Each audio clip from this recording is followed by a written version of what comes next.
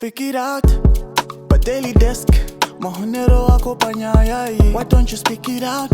Speak it out, speak it out. Taura, yeah, speak it out. Why don't you speak it out? Why don't you speak it out? Speak it out, yeah. Now all is green. Hello guys, welcome back to Speak It Out on Daily Desk. Today we are back with another exciting episode, guys. Please kindly follow and share this live to a lot of people so that tina kids will takawanda, tilene takawanda, tidzize takawanda. So today I've got a guest in the building. Before I introduce her, guys, please kindly follow our YouTube page and revisit all the episodes that we did already, guys. They are so interesting, they're so helpful. So guys, please don't forget to subscribe on YouTube. Just subscribe, it means a lot. So today I'm going to introduce this person. She is a young lady, a lady with passion of doing so many things. So happy, welcome to Speak It Out. Thank you for having me. I'm so happy you are here. So how is it? How was your day? Okay, my day has been okay. It's been okay. How was yours? Yeah, it's fine. I'm here. Yeah. This is my day. Okay. As long that I know I've got a show, so it's part of my day, I think. Yes. So did you go to work today or what? I didn't. You didn't? I didn't go to work today. Okay. Yes. So who is happy? Okay. Just actually say happy. No, my full name is Happiness Wilson. Okay. I am 22 years old. I am currently a student at UNISA. Wow. Studying law. I also work. So I'm working part-time and studying part-time. And I'm a firstborn of a family of 3. I have 2 younger siblings. You are the firstborn? Yes. Really? Yeah. That's cute. Yes. So how is it being a firstborn? Well, too much responsibilities. They always say the firstborn is the deputy parent. It's real. True. It's real. Yeah. True. It's true. Yeah, I've experienced that. You have been experiencing that. That's so nice. So I hear that you're studying law. Yes. How is it? Well, law is a lot of reading plus working. It's quite demanding. But well, if you put your mind to it and if you're determined, you can do it. And yeah, I've been doing it. So you're going to work and studying law at the same time? Yes. This is your second year? It's my second year, yes. Wow. I think it's a lot on the table for you. It is. So I won't be lying. You won't be lying? Yeah. Would you go to law? I will start committing crimes. So that I can, you can fight. Because like my lawyers, they can get out with murder. Some people, they can murder someone and lawyer are going to check younger self-defense. Then and then they can win that case. Yeah, it's like that. So what was the inspiration of being a lawyer? Well, it's something that I've always wanted to do. And I've been surrounded by people that are doing the same thing.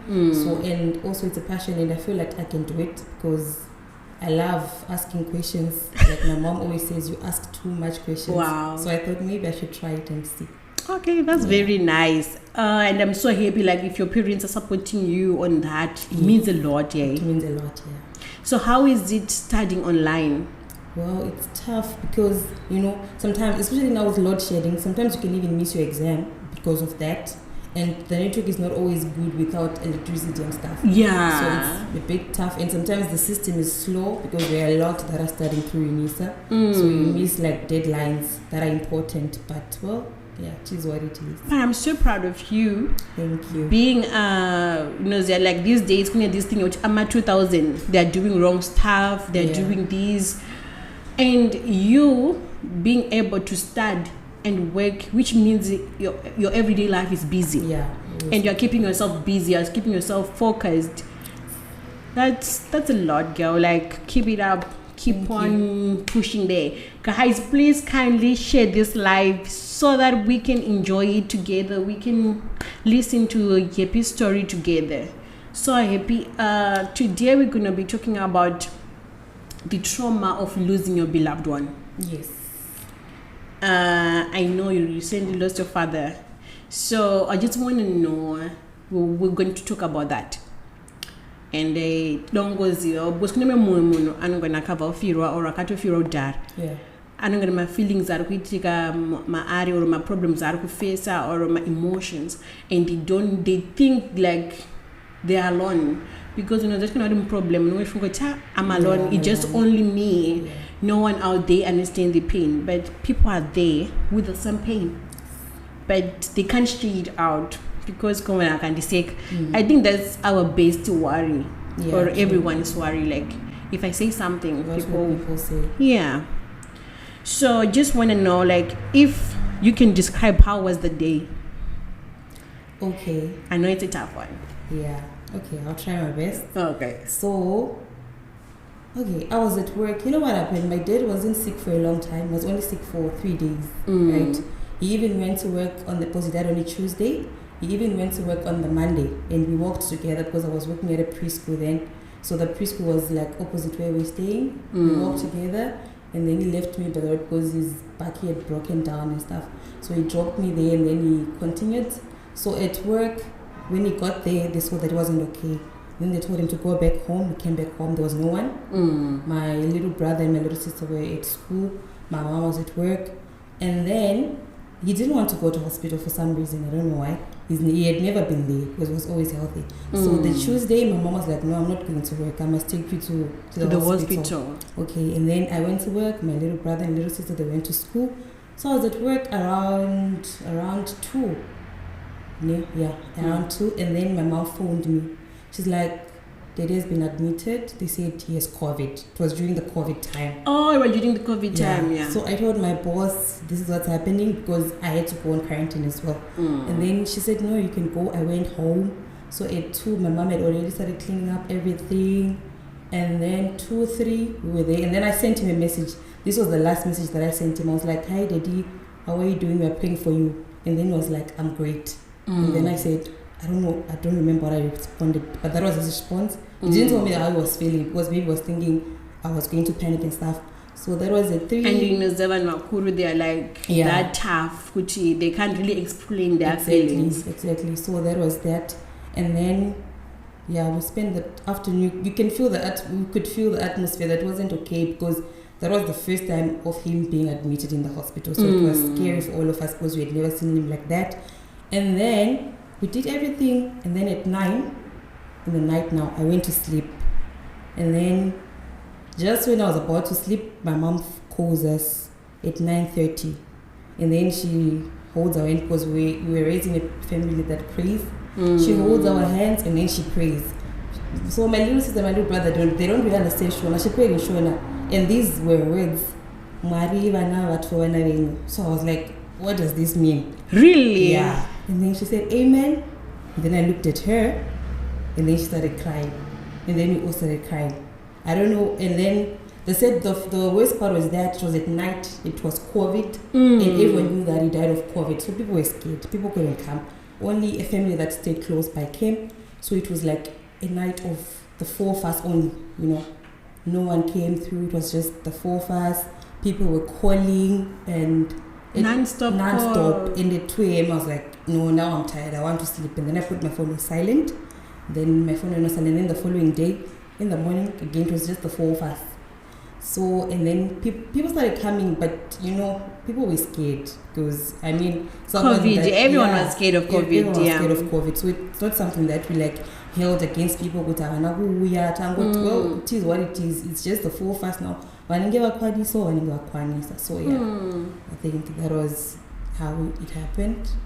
Wow, that was a sad one. Yeah. And mommy never said you could do half. No, crying was the way of communicating. The way of communicating. And funny enough, my brother became the man. We don't even know what happened, because in my, of all the kids, I'm the one that don't really show emotions. My brother is the one that's emotional, and my little sister, obviously, because she was too young, he didn't cry. He started, he was trying to comfort Mama, trying to comfort me. How old is he? He was 16 then. He's now turning 18. Wow. Yeah. So he started comforting us, and and he became the main automatically. We don't even know how it happened, but that's what happened. And to you, it was like, hey, dude. Yeah, how is this happening? I was chasing him away, don't tell me to stop crying, you know. Like- And then he was trying to stop me, and yeah, he became the man just like that. And he was not ashamed. Yeah. But like, at least he became that man, and people didn't know that he was. Yeah, exactly. We were all surprised. Like, So it's like, can we say the situation bring the man in him out? yeah. I think he was like, see, surrounded by ladies, he had to be the man. Otherwise, if he was crying, no one was going to comfort. Because now my mom had to look at him, and then, you know, she was being comforted by that. So yeah, Then she felt better. she felt better. Yeah. So I just want to know, like, when, like, these days that you wake up and it's a difficult day. I think there is a day that you're not gonna only that bad feeling, and you're not okay at all. You're just feeling sad, and you're thinking of your father.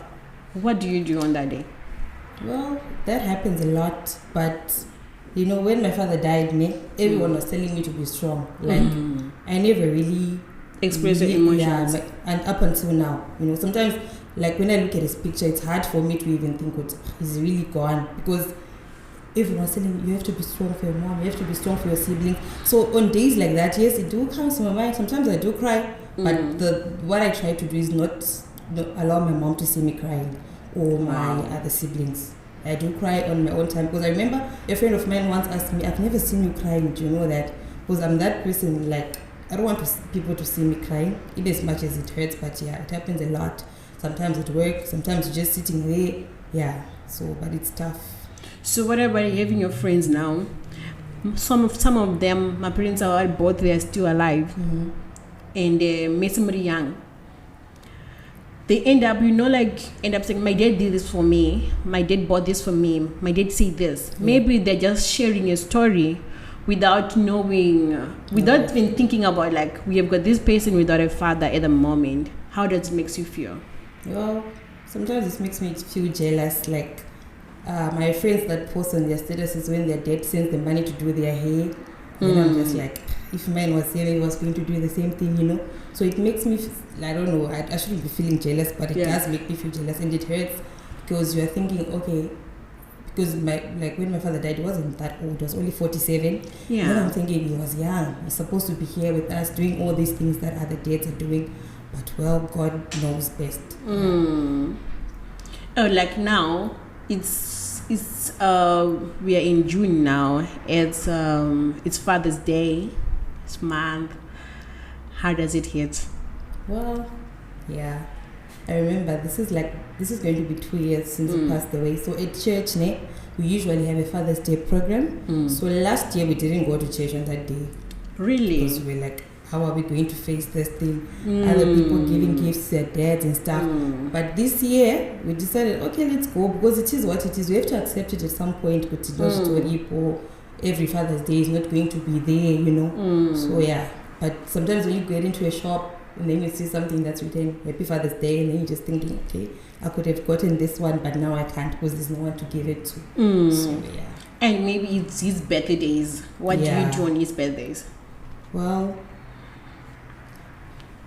what did we do? I don't remember what we did last year, but like people from his workplace, they still celebrated, so they sent through stuff, and then that makes us remember, okay, this was supposed to be Daddy's birthday, and yeah. But it's always tough, like remembering those days, like the day he passed on, and his birthday, and like things like Father's Day and stuff like that. So it's always tough days on those days, yeah. And how was your first graduation? Because I know you did your first year graduation already. Yeah. How was it celebrating it without him? It was really tough, because my father was the one that always pushed me that you must better your life. So everything that I do, when I achieve something, I just wish like I could show him, because I know that he would be very proud. But well, yeah. Wow. Guys, please kindly follow and share this live. We are with Happy today, explaining her trauma of losing her father. So guys, I know there's other people in the comment section who lost their beloved ones. Just send some hearts, just send some love, because that's all what we need when we lose our beloved ones. It might be our kids, our sisters, our parents, whoever that we love the most. We just need that love. So guys, please kindly send some hearts, some love. Just show some love. So happy. I just want to ask you this question. I know this is not a comfort zone because it's kind of you have never talked to someone. You've never been to counseling after you pass on. No. So this interview is like the first thing that you did out of this time. So I know it's kind of emotional and it can raise emotions. Yeah. But I just want to tell you, you're not alone in this. There are a lot of people who lost their beloved ones. But it is what it is.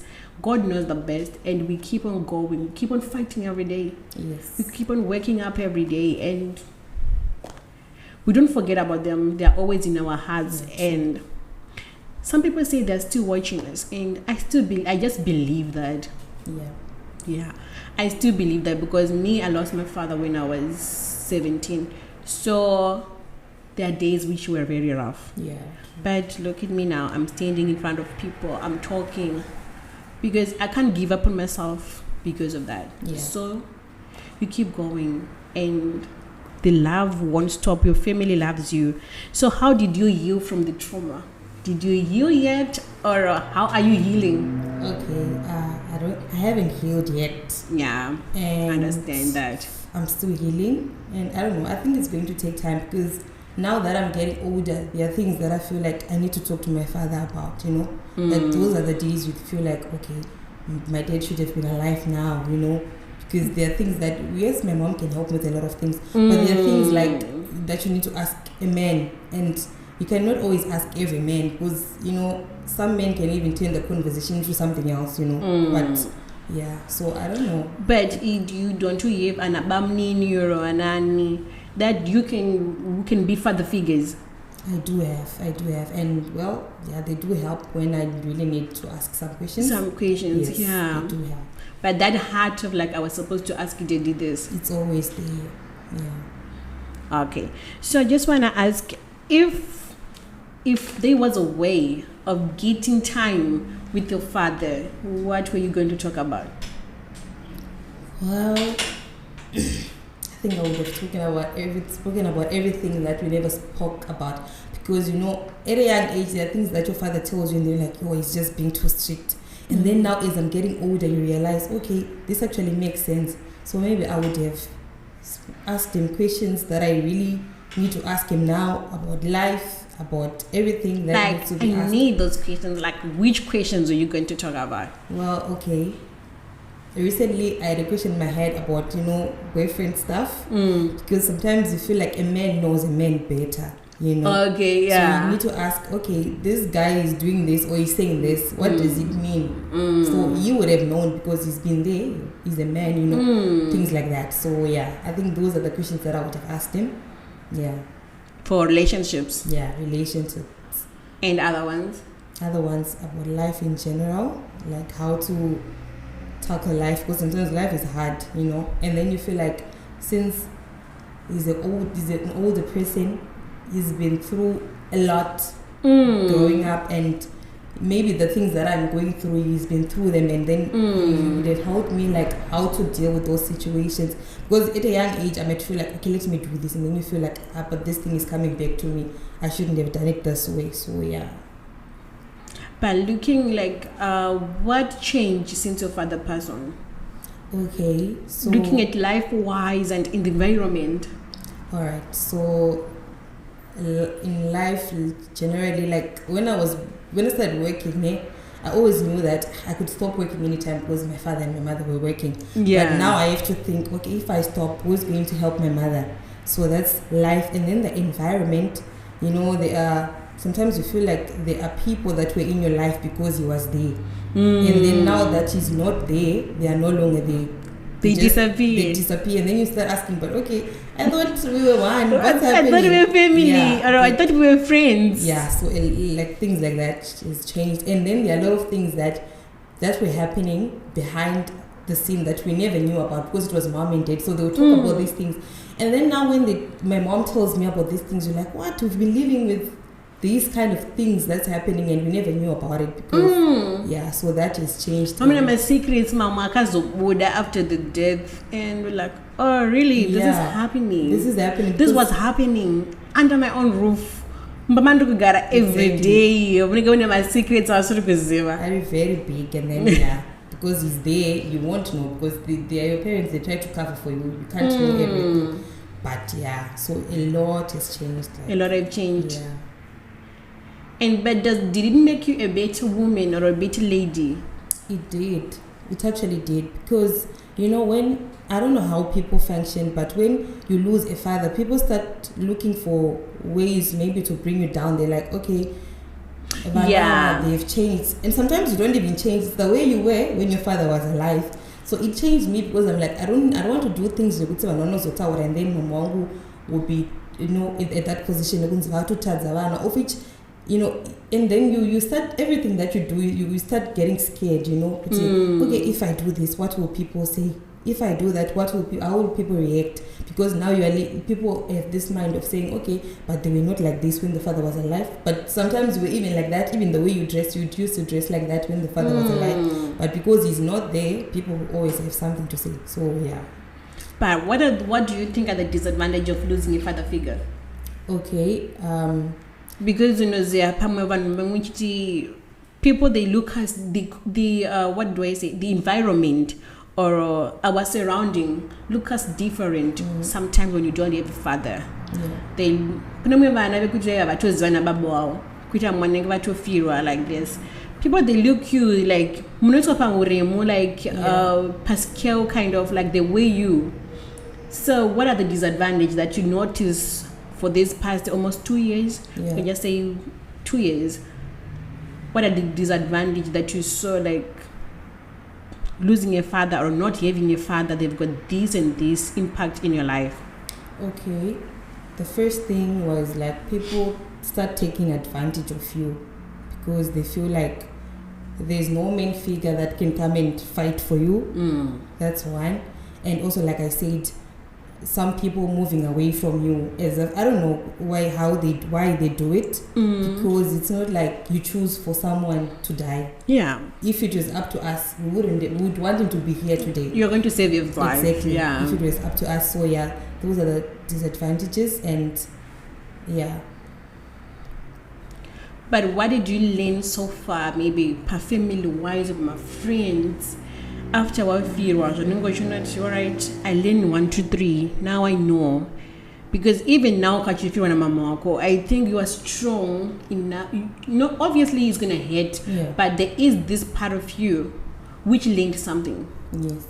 We could take broken your 2 years back. It's not that it's not going to be the same broken which you're going to be when your mom passed on, or anyone that you love the most pass on. So what did you learn from that?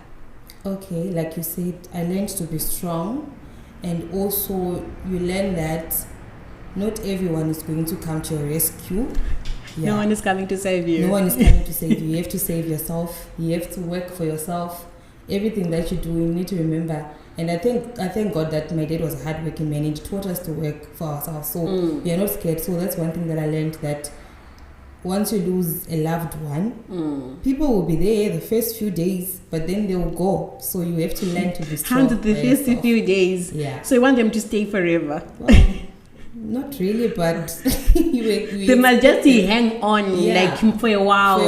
And then they can start living. But okay, so you learn that you are alone in the world, but it makes you stronger, and even it opens up your mind. You start seeing things differently. You start even working, finding ideas of how to earn a living. Yeah.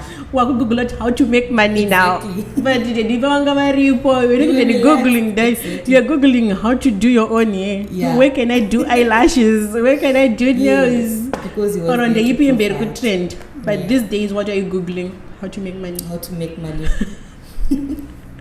That's so funny. I like that. That's a funny one. Obviously, like Panitia, I'm going to relaxed because you know that door is covered. No one is going to open it. But now when you see the door is opened, you need someone to lock it, and you have to find ideas. And the key is no longer there. It's no longer there. Yeah. You have to buy a new one, and you can't replace a father, so you can't buy a new one. So you must find a way of locking the door. Yes.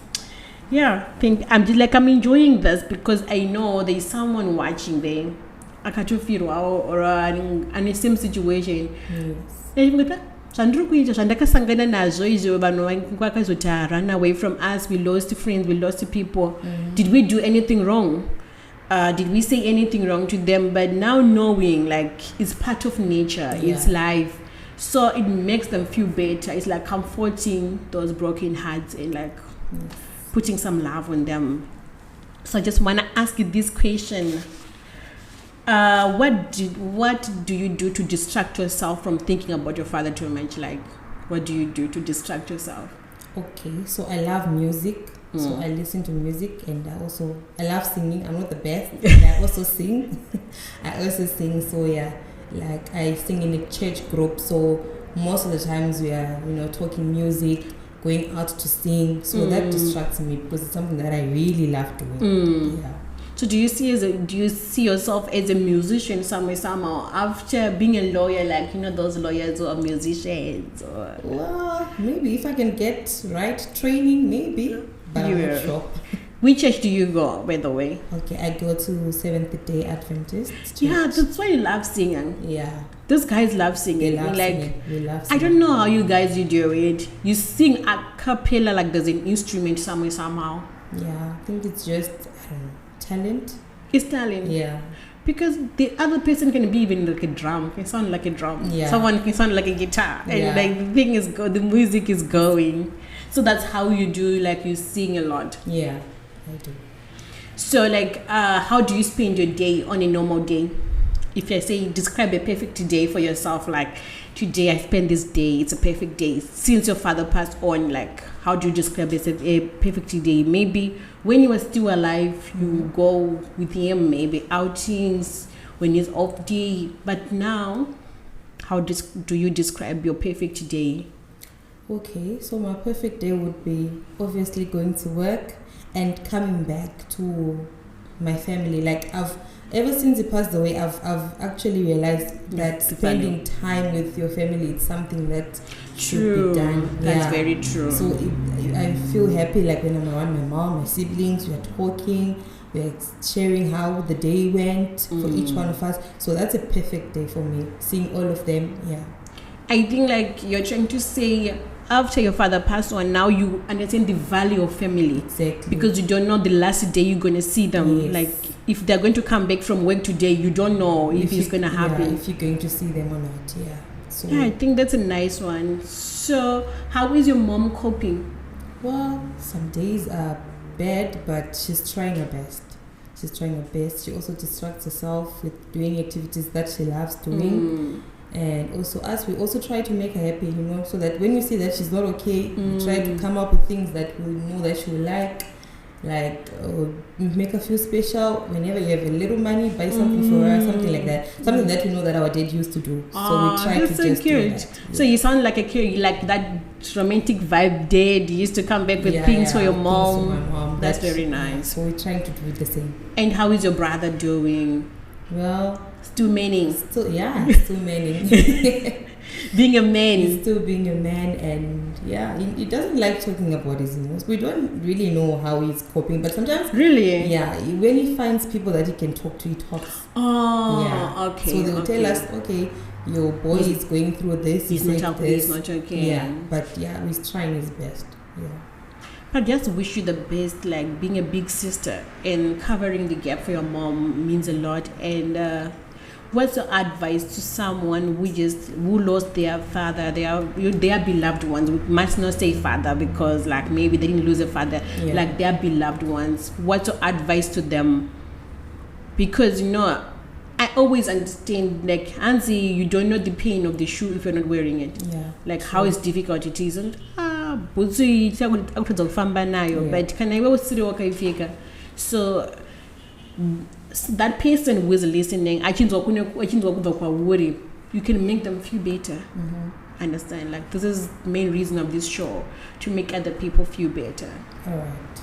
So what I would like to say is that you must remember that you are never alone. There are people that are in the same situation as you, and also do not listen to what people say, because people will talk. They will say a lot of things that might discourage you, that might want you to even give up on your own life. Don't listen to them. Just know that whoever you lost, if they were alive, they were going to be proud of what you're doing, especially at a young age, because you don't know which words to take, and sometimes even you don't even know who to ask. But remember that you are not alone, and try to talk about it, because I feel like you will heal better if you talk about it, because if you don't, you're always thinking about it, and it takes time. But well, they always say it takes time, it becomes better with time, but well, it's not always the truth. But just try to stay strong and focus on things that makes you happy. Achieve your dreams. Do not stop achieving your dreams because your loved one is no longer there, because they would have loved seeing you doing that thing if they were alive.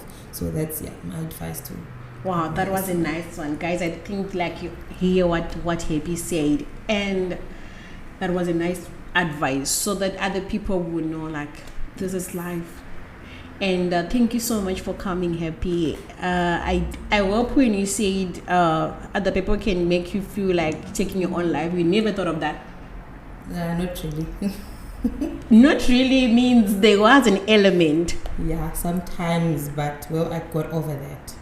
But like, I just want to ask on that. If you took your life, what was the next step for your family, for your mom, for your siblings? Oh yeah, that's one thing that I thought about. We are still struggling to get over this. So if I do that, then it's going to be a double dose. Exactly, for them. For me, maybe it was not going to be the pose. I'm already, gone. But then you have to think of your family and the other people that are behind you. So yeah, I think you don't even need to get that mind again, because your mom still needs you, and your siblings still need you, because losing you is gonna be like the wasted thing for them, which have ever happened to them. True. So thank you for coming to speak it out. I'm so happy you were here and we chat. So hope to see you again when you finish law. I think I'll see you in court. Yes. I just want to experience that thing, like talk to my lawyer. I just want to do it as well. So when you are done, just tell me, Alice, I'm done. Okay. So just like, I have a lawyer now. I'll start doing things, and people ask me, so talk to my lawyer. No problem. Thank you so much. So guys, thank you so much for watching this episode. It was about the trauma of losing your beloved one. I know there's a lot of people who lost their beloved ones, but like Happy was here today to share your own story, your own experience. So guys, please kindly follow our pages. Please, I'm begging you. Follow on Instagram is Daily Desk, YouTube Daily Desk, Facebook Nash Empire Studio. So see you next time on another exciting episode. It's not over until you speak it out.